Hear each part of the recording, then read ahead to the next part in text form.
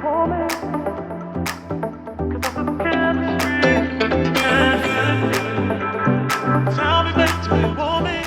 this is Jim from U-MOTO Motorized Bicycles.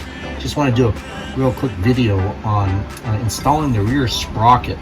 Now, the orientation of your sprocket can make a difference in how your chain sets up against your bicycle frame.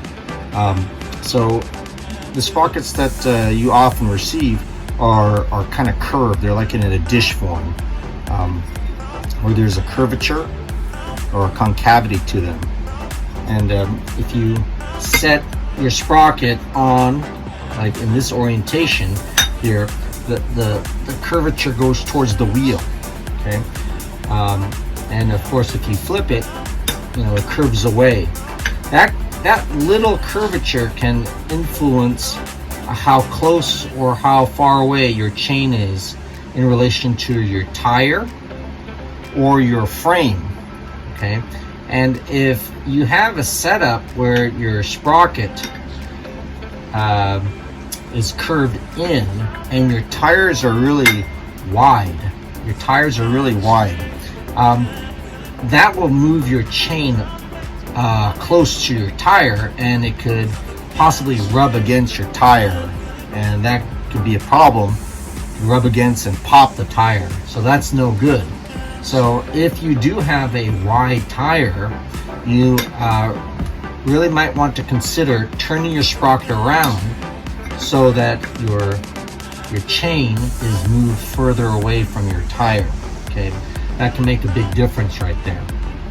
Now, for mountain bikes like this, or for mountain bike wheels, I usually set my sprocket curving towards the wheel, because there's going to be plenty of space, usually plenty of space between the tire and where the chain is.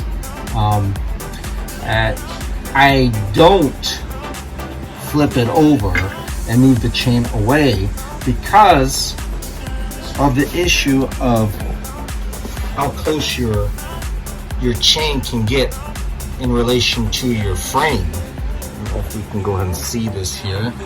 There's a bike right here. So we got, let's see, point this. So here I have the frame right over here of the bike, and we got the chain here.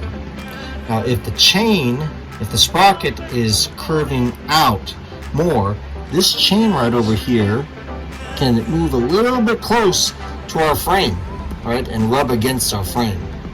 All right, so to prevent that from happening in my mountain bikes that I build, I make sure that the sprocket is curving towards the wheel, and that will prevent the chain from rubbing against the frame. Okay, all right. I'm going to do another video later on how you can prevent the chain from rubbing against your frame. There's a way if you get into that situation where you have to have your chain further away. Okay, so yes, once again, this is U-MOTO Motorized Bicycles. My name is Jim.